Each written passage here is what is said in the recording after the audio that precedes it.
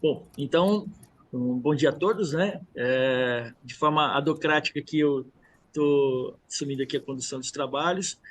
Infelizmente, eu não tive a oportunidade de fazer a leitura desses trabalhos, de modo que pudesse também gerar uma interação maior, mas eu acredito que isso possa ocorrer organicamente aqui, entre nós, colegas, né?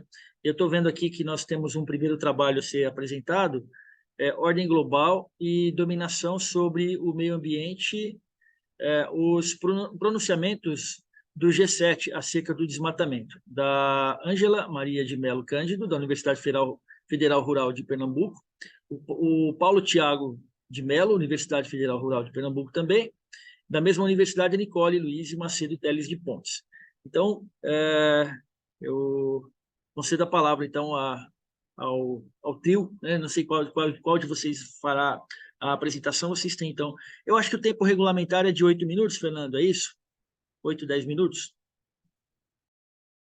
Olá, eu me chamo Ângela Maria e venho apresentar o trabalho intitulado de Ordem Global e Dominação do G7 sobre o Meio Ambiente, os pronunciamentos acerca do desmatamento entre 2019 e 2022. O presente estudo, ele parte através da questão do desmatamento e dos problemas ocasionados pelo mesmo, dada a escassez dos recursos ambientais, posto também a questão da crise do sistema capitalista. O objetivo deste é compreender essa relação de dominação existente entre os países do G7 na relação política, econômica e ambiental para com as florestas dos países em desenvolvimento, tendo destaque para a floresta amazônica. Para a fundamentação teórica, a gente parte através da teoria da economia política dos sistemas mundo, onde é se afirmado que há apenas uma unidade social e que tudo faz parte dela, de forma direta ou indireta. Ou seja, tudo se torna relacional. Além disso, também se há a visão da divisão do trabalho entre os países, onde eles são subdivididos entre países periféricos, semiperiféricos e países desenvolvidos. Como procedimento metodológico, a gente realizou uma pesquisa documental e, para a coleta de dados, foi-se coletados dados do site do Centro de Informações sobre o G7 da Universidade de Toronto. Na ocasião, foram selecionados os relatórios que tinham relação direta com o desmatamento, com as questões do meio ambiente, onde foram selecionados nos anos de 2019, 2021 e 2022, posto que no ano de 2020 esse conteúdo não se fez em pauta mediante a pandemia por Covid-19. Além disso, foi também selecionados os trechos que tinham relação direta com o desmatamento. Além disso, foi realizada a análise clínica de discurso. A sessão de resultados ela é subdividida em três partes. A primeira parte se faz menção à relação dos problemas da mudança climática. Em primeiro momento, o G7, eles se colocam que a mudança climática é um fator-chave para a degradação dos ecossistemas e perda de biodiversidade.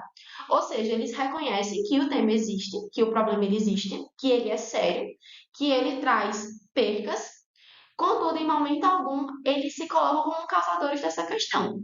Mas eles estabelecem estratégias e planos nacionais visando a erradicação dessa questão. É importante ressaltar que esses países desenvolvidos, como são os países do G7, eles incidem forte influência sobre os países periféricos e semiperiféricos, e que as decisões tomadas vão incidir diretamente sobre estes. Além disso, é importante ressaltar que eles tratam o problema da mudança climática, do aquecimento global, como se fosse algo interno desses países, enquanto se é um problema que se faz parte de um todo, que se faz presente de um contexto global.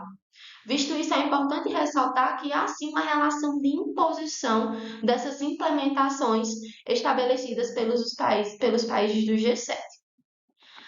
A segunda subseção na questão dos resultados é com relação às cadeias e sistemas agroalimentares, onde eles visam a promoção de sistemas alimentares sustentáveis nos fatores econômicos, ambientais, sociais, ressaltando também os proveitos da redução da perda e desperdício de alimentos. No presente estudo, lá na Fundamentação Teórica, a gente traz a ideia levantada por Almeida Filho e Azevedo, onde eles colocam a vulnerabilidade expressa na dinâmica da segurança alimentar. Visto isso, eles apontam que os países mais pobres são aqueles que apresentam os valores mais elevados de alimento e também os índices maiores de subnutrição. Ou seja, é possível se inferir que nesses países há um alto índice de perda e de desperdício desses alimentos, além da fome também ser maior.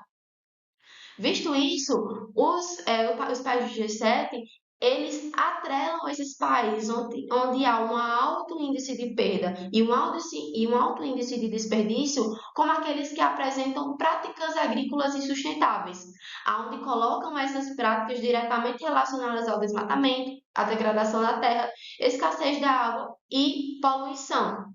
Além disso, pode-se perceber novamente aqui o estabelecimento de metas nacionais, visando a proteção, conservação, manejo e utilização de forma sustentável dos ecossistemas terrestres e florestas.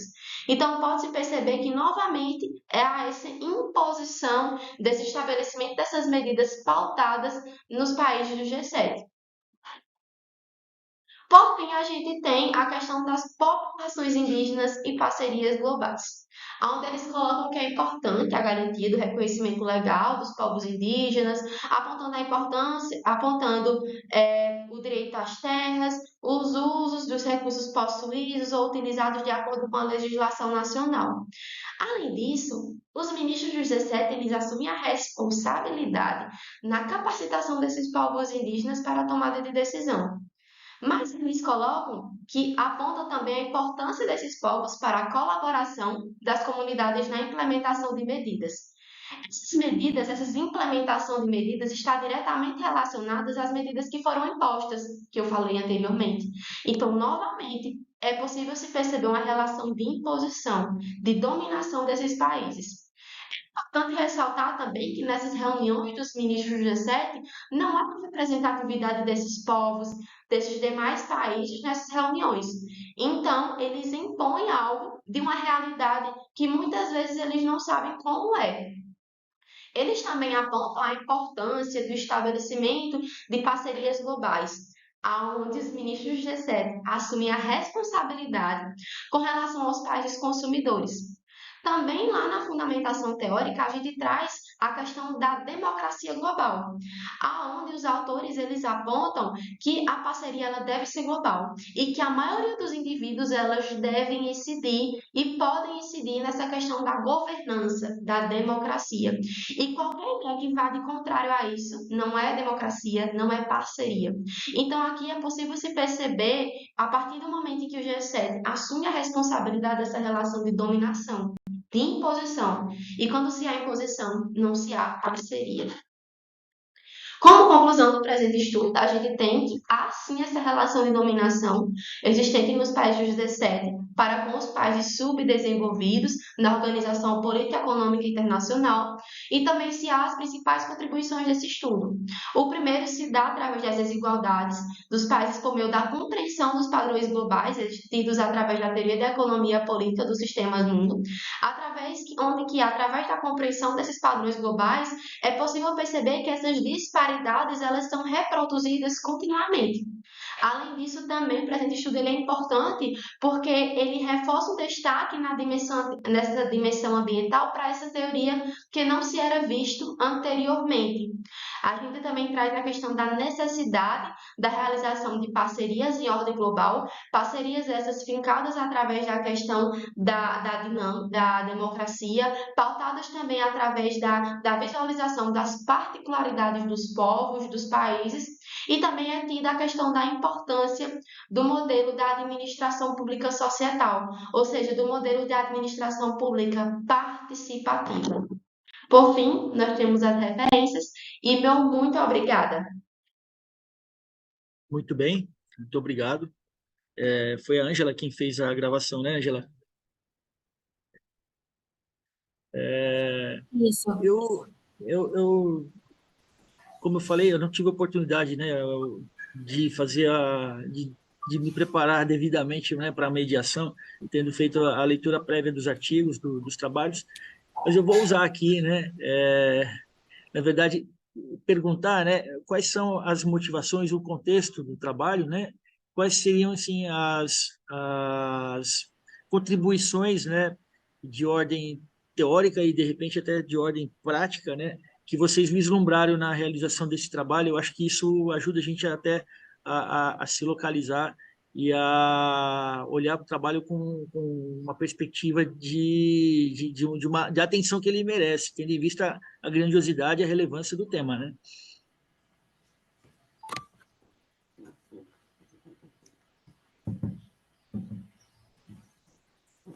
Então, vocês têm algum comentário? Gostariam de fazer alguma Sim, professor observação, algum Ricardo, apontamento? Pois não. eu não sei se vocês conseguiram visualizar, apresentar. Aqui para mim a tela ficou preta. Ah, deu tudo Deu certo, então. sim. Deu para acompanhar Ah, aqui. Vocês já trabalham com arcabouço de uma teoria, né? beleza.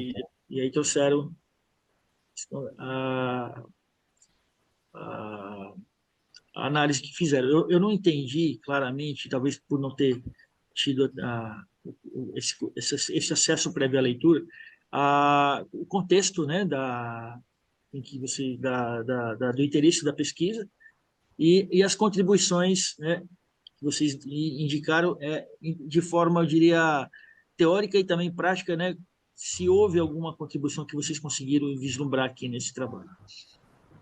Sim, o presente estudo ele é pautado através da teoria da economia política dos sistemas mundo, e ela tem como foco compreender essa relação de dominação existente entre os países desenvolvidos e subdesenvolvidos.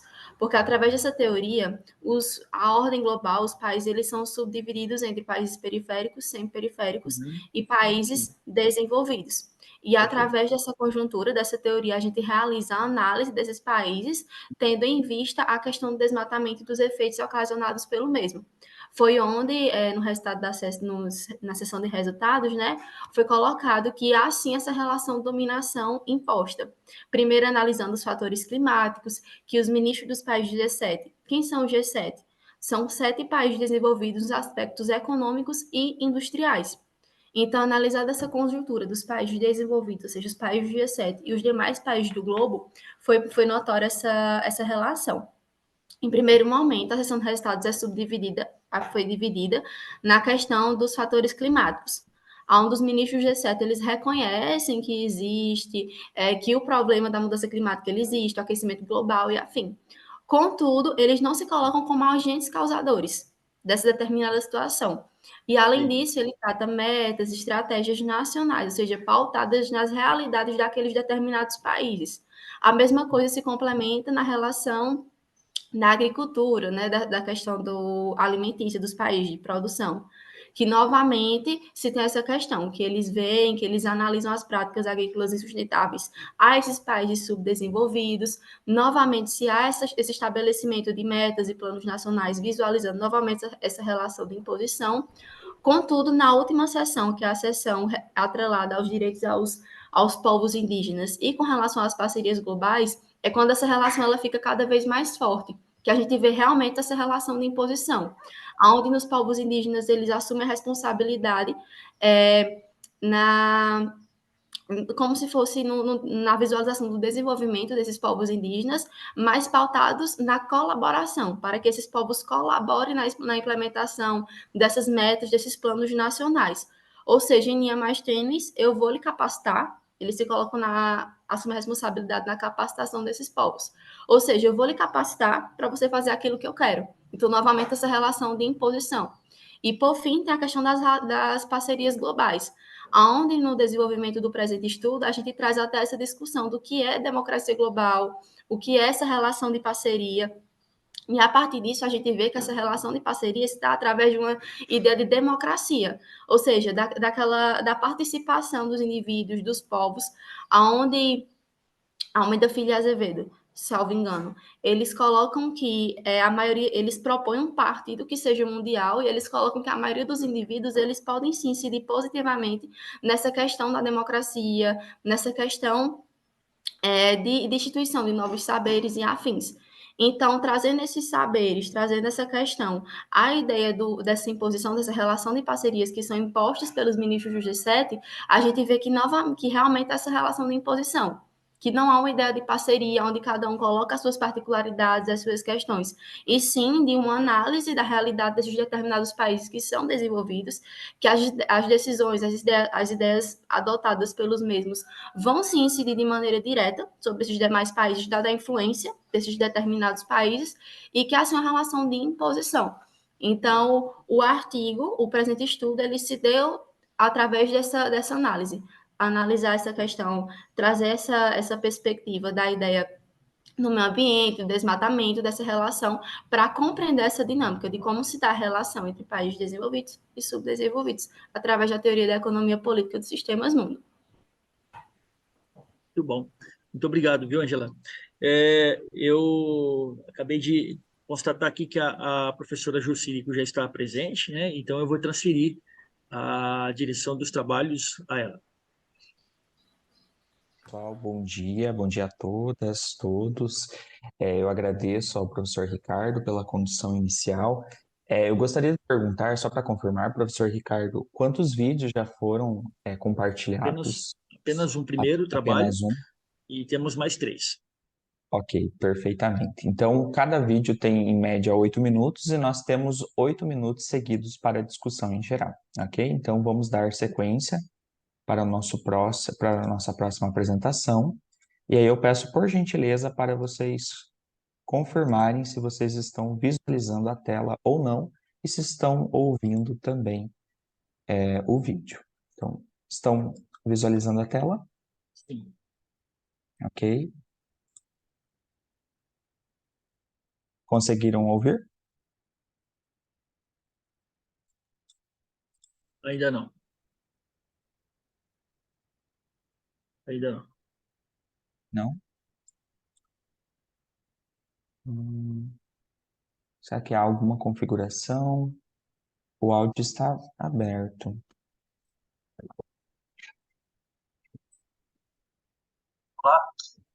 Agora sim. Ok.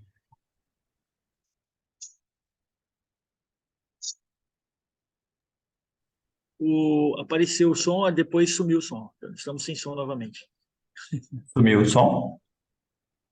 Sumiu. Vou tentar novamente.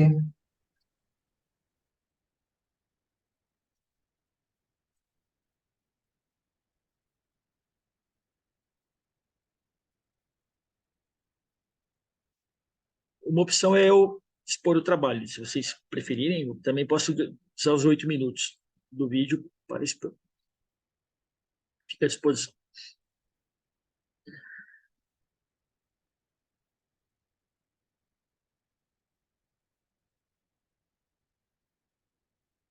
O som não está aparecendo, então não temos o som ainda.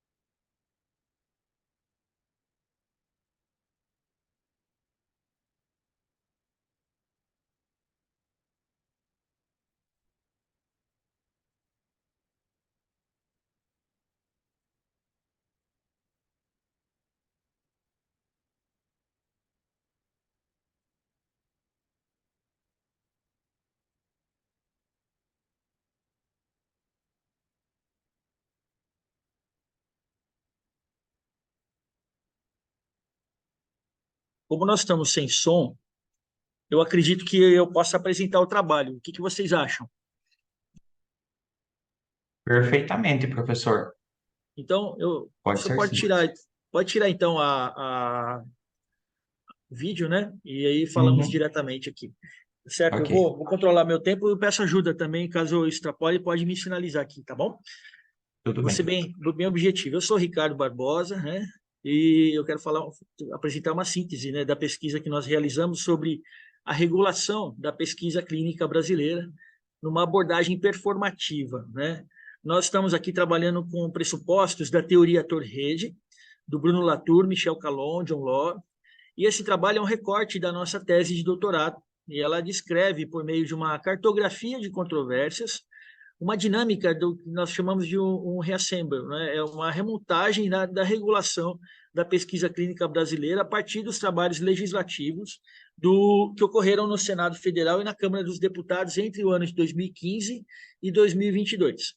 existe um projeto de lei em andamento com várias alterações que resultam, então, vão resultar num marco legal para a pesquisa clínica no Brasil, e nós mapeamos as controvérsias em torno de um recorte desse projeto, que é da instância ética da pesquisa clínica, que envolve, então, a estruturação do sistema CEP-CONEP, que é o Comitê de Ética em Pesquisa e o Conselho Nacional de Pesquisa Clínica, ligados ao Conselho Nacional de Saúde. E esse trabalho ele foi realizado, né, em coorientação com o professor Harry Sminia, da Strathclyde Business School, da Universidade em Glasgow, né? E o problema, então, ele foi o de investigar como que a abordagem performativa, oriunda da tradição ator-rede, ela pode contribuir para um novo significado de regulação, que no trabalho nós adotamos como sendo um artefato sociotécnico, ontologicamente dinâmico, e isso contraria as teses chamadas substantivas, né, especialmente das teorias institucionais, de que a regulação ela seria um fenômeno estático. E aí o ponto é que nós estamos interessados de forma prática, como pensando em contribuições práticas, no ex ante da regulação. Ao invés de tomar, né, essa regulação como um conceito dado, acabado, existe, na verdade, um processo, né, de regulação. E aí nós acreditamos que essas abordagens pós-estruturalistas, elas podem nos ajudar no avanço do que nós julgamos ainda ser necessário, né, ser concebida, que é uma teoria geral de regulação. Para a gente ter uma ideia da relevância desse problema, há várias teorias de regulação, originadas na biologia, na cibernética, nas ciências econômicas, no direito, na sociologia, mas até hoje a gente não conseguiu ainda, né, atingir, né, o nível de uma teoria geral para que resolva, por exemplo, os excessos ou as deficiências de regulação. Isso é alarmante, sobretudo, por exemplo, nas teorias econômicas, né? Também nós não temos uma solução sobre o que deve ser regulado, sobre quem regula e sobre quem controla esse regulador, né? Então, a gente foi na teoria ator-rede para entender o que vem antes, né, daquilo que modernamente nós tomamos por pronto ou por acabado, e nós identificamos, então, que ontologicamente a realidade ela é uma realidade processual, ela é relacional e ela é também heterogênea. E a regulação, portanto, ela acaba sendo um artefato resultante de relações em redes, que envolve atores humanos, atores não humanos, que vão se associando pela agência que é movida por controvérsias de interesse, que modificam, portanto, as entidades que pretende regular, né, e que sofre as influências dessas mesmas entidades no efeito de performatividade. Então, é uma tese assim, que vai envolver pressupostos de abordagens relacionais, é uma tese que adota, né, uma abordagem de processo, e ela adota a teoria ator-rede, né, para mostrar que há uma simetria generalizada, né, entre atores humanos e não humanos, atores redes humanos e não humanos, né, a entrega da tese é assim, a ideia do efeito resultante das chamadas translações que se dá, né, por um movimento de performatividade. A performatividade é um tema, né, que eu diria assim, é um grande guarda-chuva. Você tem aí, né, teorias do John Austin, que são muito voltadas para a área da linguagem. Você tem a Edith Butler, né? Você tem a Karen Barad, você tem o Michel Calon. E o Michel Calon ele é o representante da teoria ator-rede que mais nos interessa, né, nesse recorte. Tanto da Karen quanto do Michel Calon, as suas teorias são contributivas para o nosso trabalho, porque elas nos ajudam a entender os fenômenos, né, que envolvem, por exemplo, quando nós analisamos economicamente, né, um fenômeno, um economista faz uma previsão, né, sobre o comportamento dos mercados, na verdade, né, essas previsões elas já vão gerar um efeito performativo de influenciar o mercado. A previsão ela antecipa, né, o que a gente consideraria um efeito declaratório acaba se tornando também um efeito constitutivo ou promulgador da realidade, né? E a Karen Barad, a contribuição dela, ela não limita a performatividade apenas ao campo da linguagem, da comunicação, né? Como faz o Austin, né? Mas ela também entende a performatividade a partir das interações sociomateriais, que vão combinar a agência humana e de objetos, tecnologias e outros artefatos para reconhecer a dinâmica da realidade. Isso fica bem claro no trabalho, quando a gente vai mapear, né, o processo legislativo e todas as intercorrências desse processo. No caso da teoria ator-rede, né, apenas para a gente entender o arcabouço, ela é uma realidade, né? A realidade, né, a teoria de rede, ela é heterogênea e ela se faz por redes de atores que vão se associando a partir das interações entre humanos e não humanos, objetos, quase objetos, numa simetria generalizada absoluta. E os atores, eles não são entidades físicas, mas são fluxos, objetos, pessoas que se movimentam, né, constituindo, então, uma montagem de entidades heterogêneas.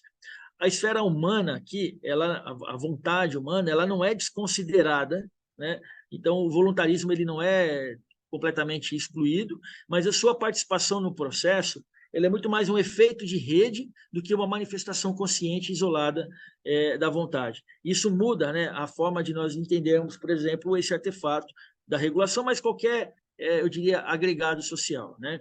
O desafio da NT, e aí esse estudo, né, usa a NT, é operacionalização da pesquisa, né? E aí o caminho que a gente segue foi o da cartografia de controvérsias, que foi uma técnica também utilizada, desenvolvida por Latour e por seu assistente, que é o Tommaso Venturini, num projeto chamado Macrospol, né?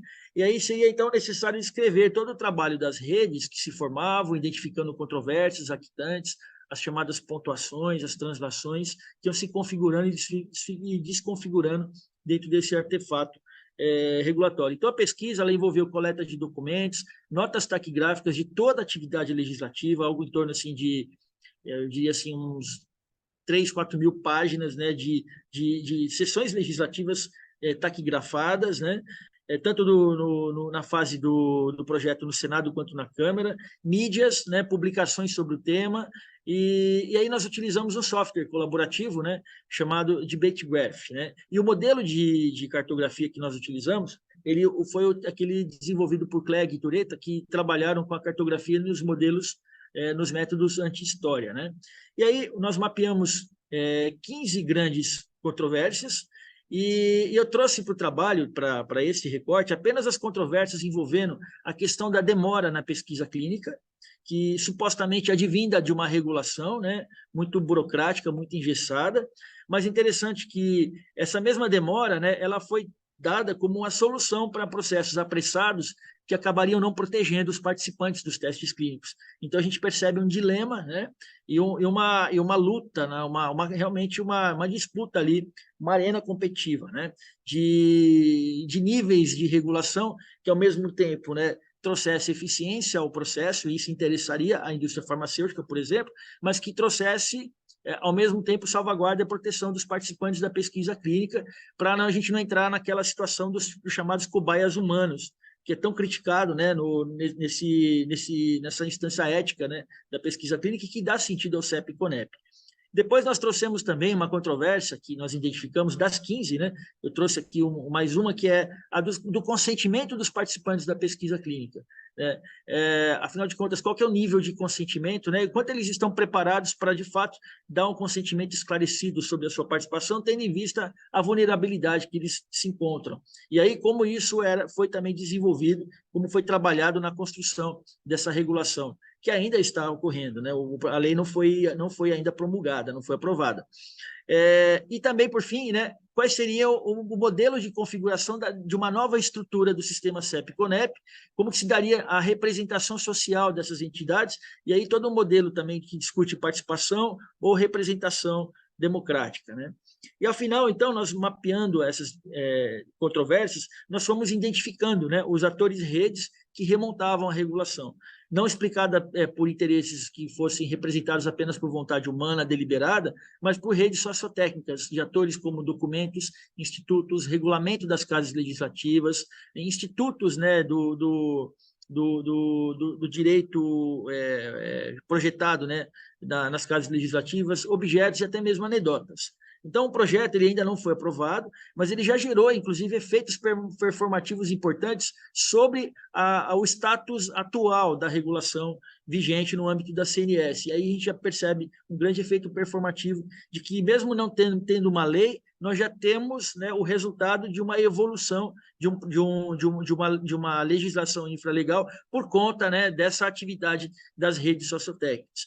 Por outro lado, né, os agregados coletivos, os grupos de interesse aí representados pela indústria farmacêutica, comunidade científica, associações de portadores de doenças raras, servidores de Estado, a população, elas continuam envoltas, né, numa rede sociotécnica em que a regulação nada mais é do que uma arena relacional de distribuição de poder que se modifica freneticamente por atores e redes movidos por controvérsias e também precariamente estabilizados por translações. Então, resumindo, né, a gente percebe que a regulação ela ocorre de uma forma dinâmica, não estática, né? A regulação, ela no final das contas, ela é uma rede em que ela influencia e ela ao mesmo tempo é influenciada. Isso subverte uma compreensão, eu diria, da regulação a partir, né, de uma teoria institucional como dada, né, pronta como controle. E, na verdade, ela é uma confluência aí de redes de ações relacionais em que a vontade, a deliberação humana, ela tem apenas, né, um efeito, né, de participar do processo, mas ela não explica todo o processo. Então, é uma discussão muito da ontologia, da epistemologia, numa abordagem pós-estruturalista de um tema que a gente quer, né, trazer para até mudar a percepção dos gestores sobre o seu papel na construção da regulação. A gente está pensando agora, né, em operacionalizar isso para dar mais contribuições práticas aos practitioners e aplicar isso em outros ambientes regulatórios, agora, por exemplo, na questão dos criptoativos, né? Então, essa é a minha fala, fico aqui à disposição dos senhores para uma interação.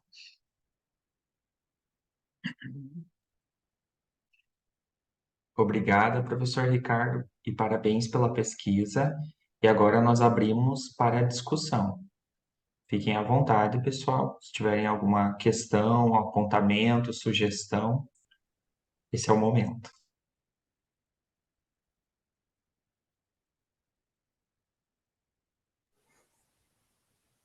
Professor Ricardo, Pois não. parabéns pelo trabalho, parabéns pela conclusão também do doutorado, que é uma grande conquista na carreira da gente. E queria ouvir um pouco mais de você sobre a operacionalização, como você mesmo mencionou na apresentação, que foi um dos grandes desafios, né? E quem já teve um pouco de contato com essa literatura da Actor Network Theory, Bruno Latour, etc., sabe que a gente fica meio desnorteado sobre como colocar isso num estudo empírico, né? Que é o que você fez. Então, eu queria abrir um pouco de espaço aqui na sessão para você detalhar um pouco mais como que você resolveu essas questões de incluir os aspectos não humanos da teoria na análise dos dados, na coleta, etc. Entendi. Obrigado, Paulo, pela pergunta. Eu digo assim, uma das contribuições do trabalho, ela é a metodológica. Isso não está vertido neste trabalho, neste artigo que eu trato aqui da performatividade, mas eu estou escrevendo já um artigo que já foi publicado, já foi apresentado em congresso e está agora sendo preparado para a revista sobre a contribuição metodológica, que é a da cartografia das controvérsias. O próprio Latour, ele fez várias tentativas, né, eu diria, resolver a dificuldade de você pesquisar, né, fenômenos em andamento. Você pressupõe uma ontologia de fluxo, você trata tudo como rede, né, você não tem substanciação, e como que você, então, capta esse movimento translativo? E uma das soluções foi a cartografia, que ele desenvolveu no Macrospol, que é um projeto francês, para popularizar a torre-rede nas escolas de graduação francesa. Então, a ideia era mapear situações complexas, temas dilemáticos, muito voltados para a tecnologia, inovação, que envolvessem ética, né, também nessas questões. E aí a cartografia é um tema da geografia, né, e ele foi, então, importado para solucionar tecnicamente com uma metodologia de acompanhar actantes, né? Essa cartografia, então, ela foi desenvolvida e aí a gente tem algumas ferramentas. O Macrospol é um ambiente que é aberto, está disponível para todos nós. E o Debate Graph foi uma das ferramentas indicadas para isso. E a gente, então, faz o quê? Tem um caminho, tem um modelo, tem um processo que foi desenvolvido recentemente pelo Tureta, que é um pesquisador brasileiro, com Clegg, né, que é um pesquisador australiano. Então, eu juntei esse arcabouço de conhecimento que já estava disponível e apliquei, então, nesse artefato da regulação, porque até então um tema de regulação não havia sido estudado sobre essa ótica Torrey. E aí é interessante a gente perceber, né, a simetria, né, generalizada de humanos e não humanos a partir da seguinte situação. Nós não estaríamos hoje aqui, né, conversando, interagindo, se nós não tivéssemos mediados por tecnologia. Então, na visão Torrey, a tecnologia ela é um ator, ela é um agente, né?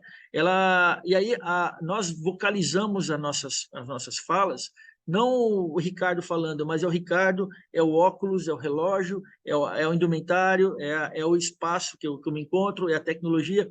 De alguma forma, em alguma medida, esses objetos, esses elementos não humanos, eles estão também participando da construção de uma realidade, né?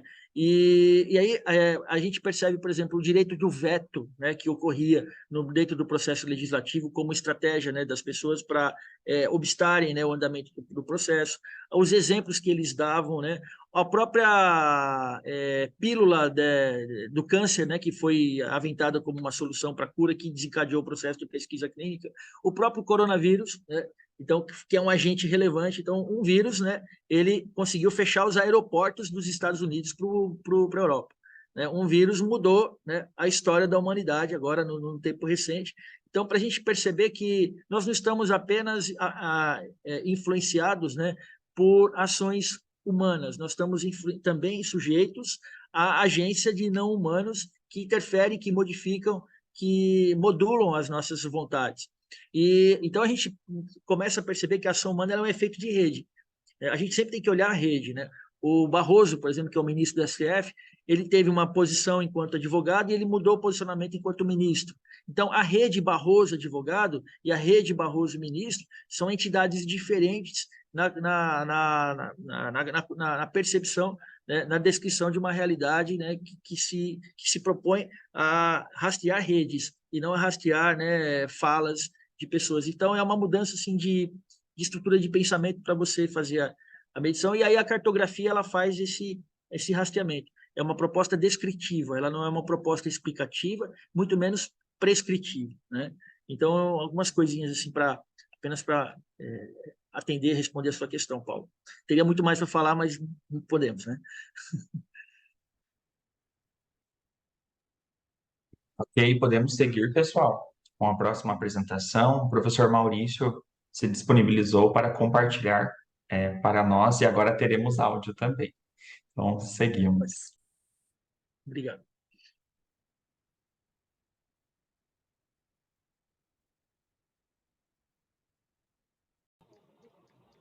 Tranquilo, pessoal. Vou compartilhar a tela aqui, tá?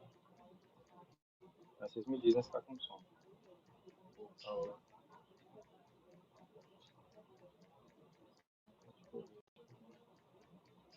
Estão vendo a tela? Olá, o nosso trabalho se refere à escola crítica nas organizações, entre demarcações e aplicações pedagógicas, a sua importância. Podem me dar o retorno se está com som? O vídeo?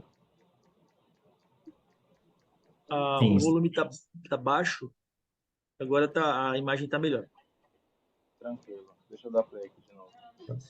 Ele foi realizado por Gustavo dos Santos Miranda de Avelar, eu, João Fernandes Jorge Siqueira e o professor Dr. Alex Fernandes Magalhães, nós três pertencentes à Universidade Federal de Minas Gerais. A administração tem sido influenciada por diferentes perspectivas teóricas provenientes de áreas diversas, tais como engenharia de produção, sociologia, psicologia, biologia, dentre outras, que trouxeram contribuições para a gestão e foram adaptadas às práticas administrativas. No entanto, a falta de questionamentos em sentido social e histórico, assim como a ênfase no lucro e no controle excessivo, tem caracterizado muitas práticas administrativas como direcionadas por uma visão acrítica, tecnicista e ferramental, limitando o potencial contributivo da administração para além das fronteiras das organizações e contribuindo para a manutenção do status quo e da lógica capitalista. Em sentido oposto, os estudos da chamada escola crítica têm por premissa questionar e transformar a sociedade, guiando-se por fundamentações teóricas pela sua presença questionadora, que quer não somente compreender a realidade, mas moldá-la em prol do crescimento e desenvolvimento coletivo. Estudos que se tornam cada vez mais importantes na administração, tendo em vista que suas tradicionais teorias têm sido pautadas em um racionalismo extremo, um funcionalismo exacerbado e uma constante busca pela performance das organizações. O objetivo de se iniciar, então, é enfatizar a importância da escola crítica nos estudos de administração. Ele explora o uso da escola crítica na formação de futuros administradores e pesquisadores, destacando sua relevância nos estudos organizacionais e na prática administrativa. Aqui, então, chamamos de escola crítica o domínio analítico da administração, que é caracterizado por diversas teorias e perspectivas teóricas e metodológicas, que se propõem constratar com o positivismo e o funcionalismo hegemônico. Esse domínio também enfatiza os aspectos sociais e históricos e destaca a dinâmica das relações de poder na vida coletiva cotidiana. Seu foco principal é a emancipação em meio a estratégias ideológicas que moldam a realidade, inspirando mudanças sociais. As perspectivas críticas desempenham um papel crucial e indispensável no cenário educacional, estimulando e incentivando os alunos a adotarem um nível elevado de engajamento e participação, permitindo que assumam um papel altamente significativo no processo de tomada de decisão, quando se trata de se posicionar dentro da estrutura dinâmica e de adotar alterações transformadoras, ou defender e preservar firmemente o status quo das estruturas e sistemas predominantes. Consequentemente, isso gera um profundo senso de responsabilidade e propriedade nos alunos, obrigando-os a assumir total responsabilidade pelo resultado final e pelas consequências de seus esforços intelectuais e criativos, promovendo assim um profundo senso de autoconsciência e autorreflexão, que é essencial no campo da produção e geração de conhecimento. O pesquisador deve ter consciência, então, de suas próprias perspectivas e suposições, bem como das estruturas sociais e simbólicas que moldam sua percepção e compreensão do mundo. Isso exige examinar a prova aparentemente evidente e superar a intuição comum, com o objetivo de desvendar a dinâmica do poder, os processos de reprodução social e as formas de controle que existem na realidade estudada. Em termos práticos, isso implica que o pesquisador deve assumir uma posição crítica em relação aos estudos, aos dados e informações acessíveis, questionando sua fonte, confiabilidade e significado. No caso das ciências administrativas, as propostas apresentadas nos convidam a questionar a maneira como têm sido produzidos os conhecimentos em administração. Ao se tomar a ciência administrativa como um estudo da vida coletiva organizada, estruturada e dinamizada a partir das trocas e configurações vinculares e representacionais entre sujeitos, entende-se, portanto, que o seu foco deve estar para muito além de um compromisso técnico e funcional com a lógica de produção capitalista. Portanto, a conexão entre os modelos de gestão e os manuais é significativa, exigindo a compreensão de seus potenciais contribuições e, principalmente, restrições e limitações por parte dos estudantes, profissionais e pesquisadores da área da administração, no que diz respeito à representação da realidade socio-organizacional. O modo de produção do conhecimento dominante, então, positivista e funcionalista, não se mostra capaz de responder e entender as mudanças sociais, as contradições e conflitos decorrentes da sociedade atual. Há uma necessidade expressiva de se encontrar novas formas de ver e produzir a sociedade, que promovam mudanças e transformem a sociedade para efetivar o que se entende por desenvolvimento e progresso humano. O trabalho dos críticos, então, está em apontar que modelos não são naturais e não devem ser únicos, mas uma formatação estabelecida em um processo histórico, podendo e, em alguns casos, devendo ser superados. Nesse sentido, acredita-se que esse espírito crítico seja o maior valor educativo da pesquisa. Ao reconhecer, então, a pesquisa como uma prática social transformadora, percebe-se seu potencial de contribuir para a emancipação intelectual dos estudantes, fornecendo respaldo para a atitude transformadora do sujeito e do seu contexto. Por isso, enquanto a escola crítica for tomada como avessa ou ser evitada no contexto corporativo, mais se presentifica a lógica da reprodução do conhecimento dominante, ao invés de incitar a emancipação e produção de saberes. Bom, vou passar brevemente aqui pelas referências utilizadas no trabalho, no qual vocês podem pausar e olhar com mais calma. Então, chegamos ao final dessa apresentação. Queria agradecer a atenção de todos e todas e agradecer à CAPES pelo suporte. Obrigado.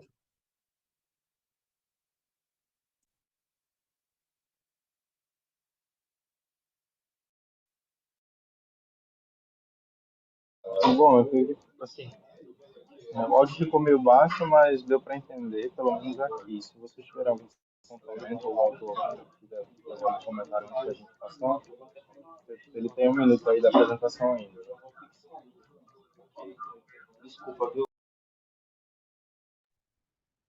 Isso, e agora nós abrimos, então, para a discussão do trabalho. Fiquem à vontade, pessoal.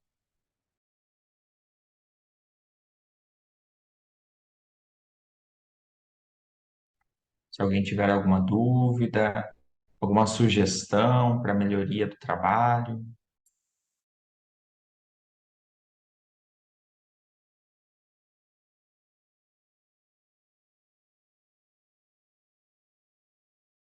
Se nós não tivermos, Maurício, por gentileza, pode compartilhar o próximo vídeo, é o nosso último, né?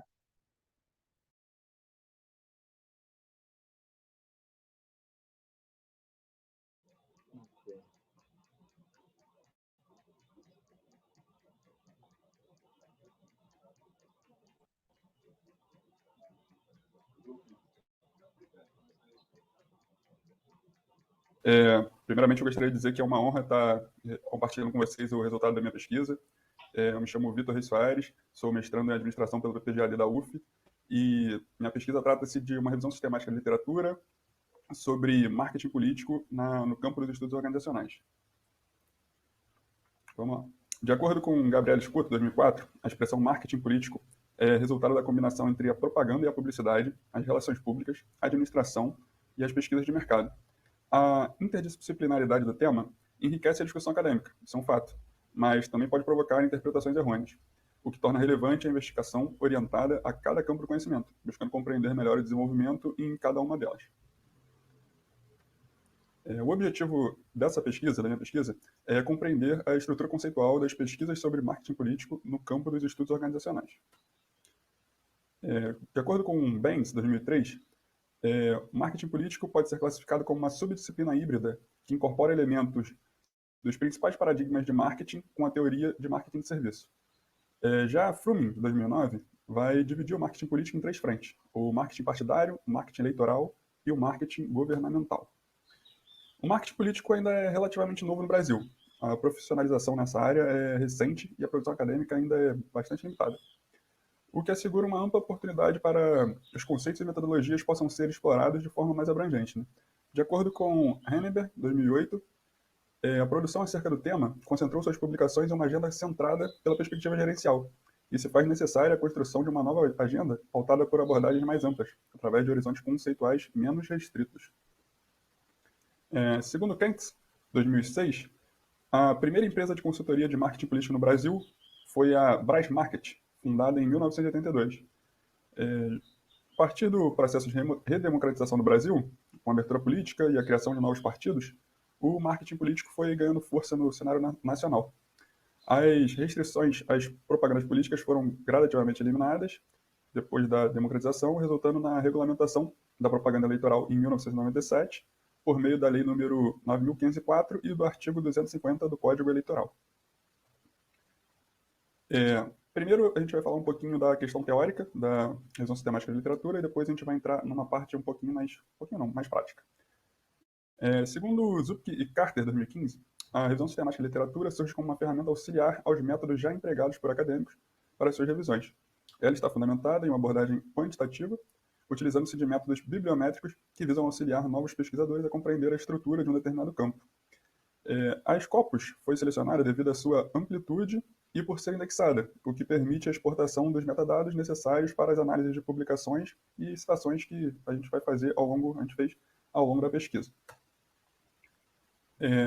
Agora, a parte mais prática. Para conduzir a pesquisa, as buscas foram organizadas através de 3 termos: Political Marketing, Political Campaign e Electoral Campaigns. A busca foi feita nos títulos, resumos e palavras-chave, identificando 4.428 resultados. Dentre esses, foram selecionados os artigos de acesso livre, publicados nos últimos 25 anos, entre 98 e o primeiro semestre de 2023. Assim, encontramos 998 resultados, que foram devidamente organizados e classificados conforme exposto no gráfico a seguir. Aí está a identificação, né? Foram identificados 759 artigos no campo das ciências sociais, 171 artigos na área de artes e humanidades, e os que mais nos interessam são os do campo de negócios, gestão e contabilidade, que estão no campo de estudos organizacionais, que foram 109 artigos.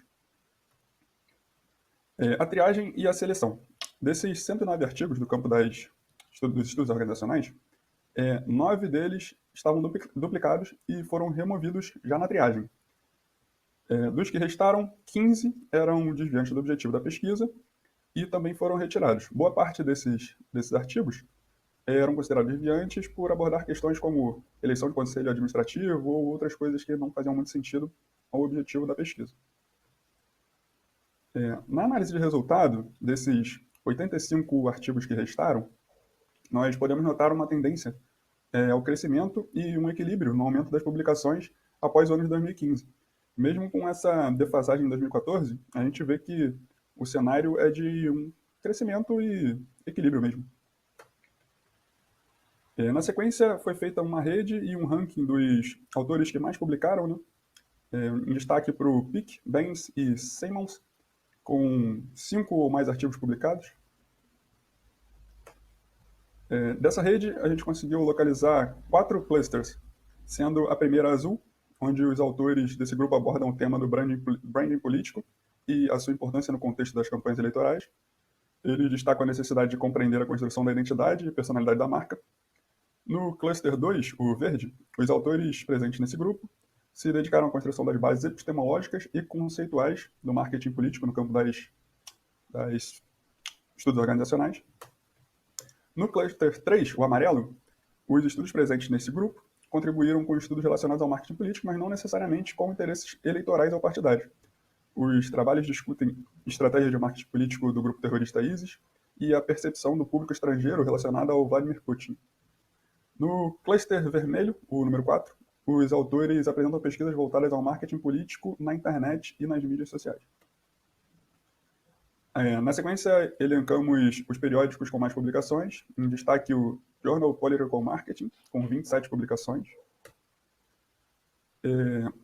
Vamos também demonstrar agora uma lista com os 10 artigos mais citados. Por conta do tempo, né, para a gente não extrapolar o tempo sugerido pela apresentação, eu vou apresentar apenas os 5 mais citados. O primeiro é do Black e do Velostolz, 2017, que investigaram a criação de identidade entre marcas, consumidores e comunidades através do estudo etnográfico, feito com participantes da campanha pró-independência escocesa. Esse estudo recebeu 182 citações.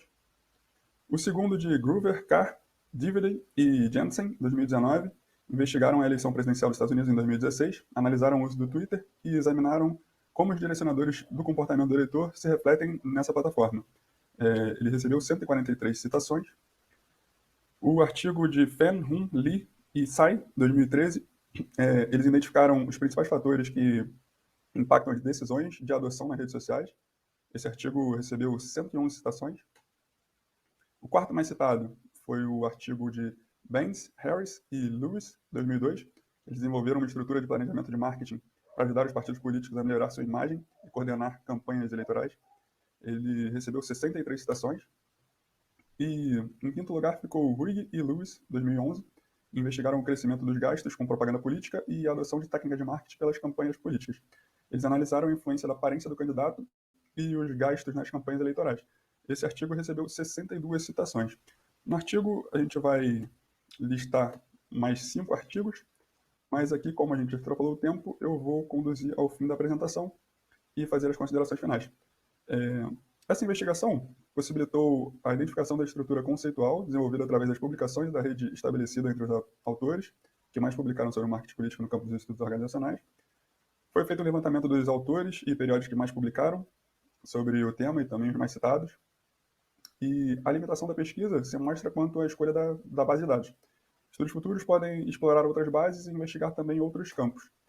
E, consoante com Henneberg, 2008, essa pesquisa evidenciou que as teorias organizacionais contribuíram consideravelmente para o desenvolvimento do marketing político, propondo novas teorias e modelos conceituais, mas concentrou as suas publicações em uma agenda ditada pela perspectiva gerencial. Dessa forma, é possível concluir que a temática carece de estudos com abordagens mais amplas, abrindo novas direções e horizontes conceituais menos restritos.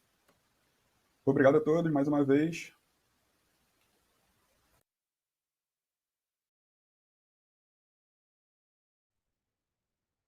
Parabéns, Vitor, pela apresentação, pela temática. E agora eu gostaria de abrir o espaço para discussão. Se alguém tiver alguma sugestão, alguma dúvida. Eu tenho uma, inclusive. Perguntar.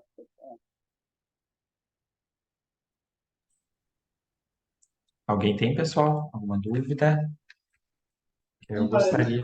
Eu notei que você falou, mas o seu áudio não chegou aqui, né? Pode falar de É, novo. Vocês me ouvem? Estão me escutando? Tá bem baixo, tá bem baixo. quem tem Tá aqui. alguma Vou dúvida, aumentar um sugestão? pouco. Gostaria primeiramente de abrir o espaço para vocês, aí no segundo momento eu posso falar.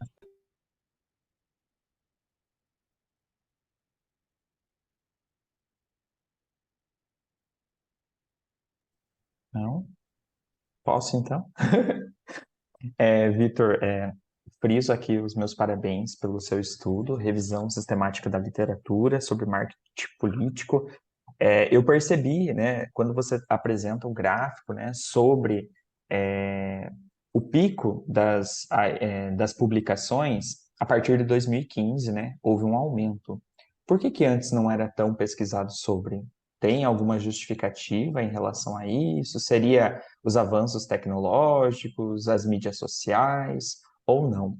E nos estudos futuros, você fala sobre ampliar para outros campos. Aí eu fiquei refletindo quais outros campos, né? Acho que seria interessante citar exemplos, né? Aí você traz um direcionamento para próximos estudos também, né?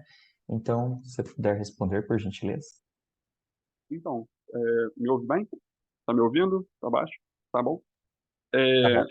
a gente percebe que é um fenômeno recente, né? A partir de 2008 vão surgindo os primeiros artigos, é, praticamente em conta da campanha do Obama, né? Que é muito forte e acaba incentivando bastante. E esse pico em 2015, certamente por causa da popularização das mídias sociais em outros países, né? Nos países periféricos e tudo mais, tem bastante pesquisa da Índia e de países que não são centrais, né? E acho que por conta disso mesmo, por causa do desenvolvimento e a popularização das mídias sociais. Agora, em relação a pesquisas futuras, é aquilo. Essa pesquisa é a minha pesquisa de dissertação. Eu ainda estou desenvolvendo ela. Como eu atuo no campo da administração, eu foquei nesse campo dos estudos organizacionais. Mas o marketing político é um campo de conhecimento completamente interdisciplinar. Então, tem um dos gráficos até que eu mostro que o maior número de artigos, de fato, são publicados no campo das ciências sociais. Em segundo lugar, vem o campo das humanidades. E aí, talvez uma pesquisa dentro dessas áreas também fosse interessante para ver qual é o cenário e qual é o plano, né, o conceitual dentro dessas áreas. Eu atualmente estou fazendo a pesquisa ainda focada no campo da administração, das teorias organizacionais, mas estou usando a Web of Science e a Cielo. São outras plataformas para ver como dar esse desdobramento. Perfeito. Então você já está utilizando outras bases também para ampliar a tua Aham. pesquisa.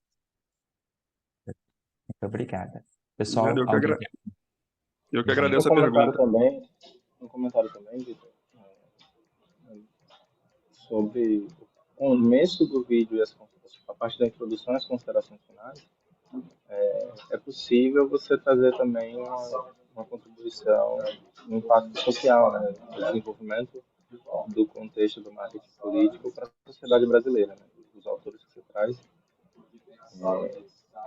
podem contribuir também para o cenário, tanto acadêmico, mas quanto o cenário prático em si. Então, talvez seja algo que não sei se você colocou de fato no seu trabalho, não tive a oportunidade de ler, mas se você puder comentar um pouco para a gente, seria bem válido. Sim, então, nesse artigo eu não entrei nessa perspectiva, mas é aquilo, isso é uma pesquisa inicial, como eu falei, é na primeira base de dados que eu estou usando, isso vai fazer parte da minha dissertação de mestrado. E aí eu estou desenvolvendo mais e provavelmente nos próximos capítulos, essa é a primeira parte, eu provavelmente vou tocar nessa questão social sim, que é muito importante, né? Mas por enquanto nesse trabalho ainda não tem nada nessa direção não.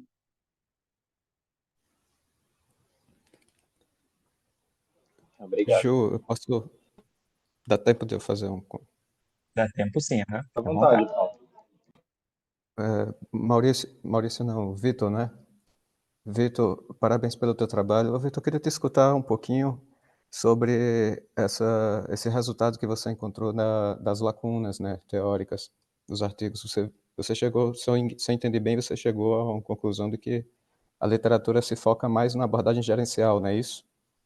E que há uma Sim, predominância de estudos nas áreas de ciências sociais, de humanidades, o que é bem estranho essa configuração, né, de uma abordagem mais gerencial nessas áreas de ciências sociais, ciências humanas.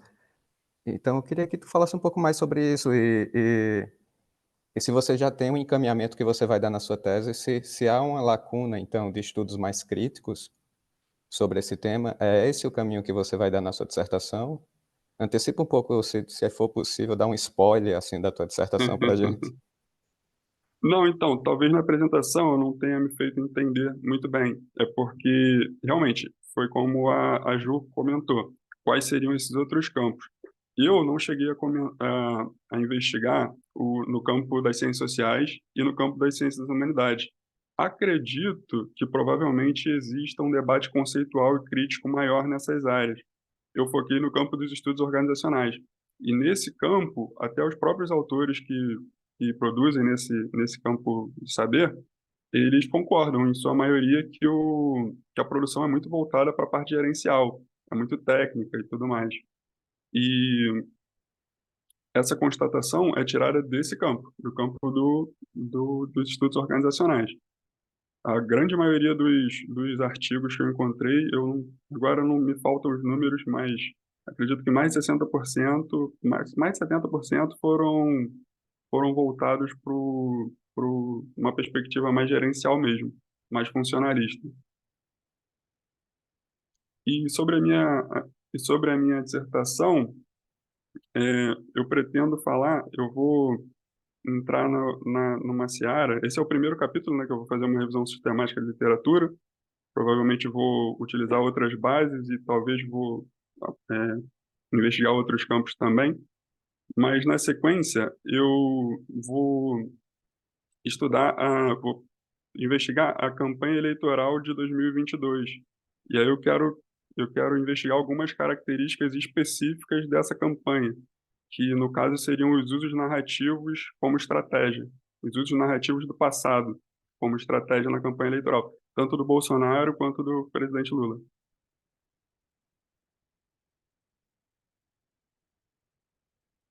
Valeu, obrigado pela pergunta aí.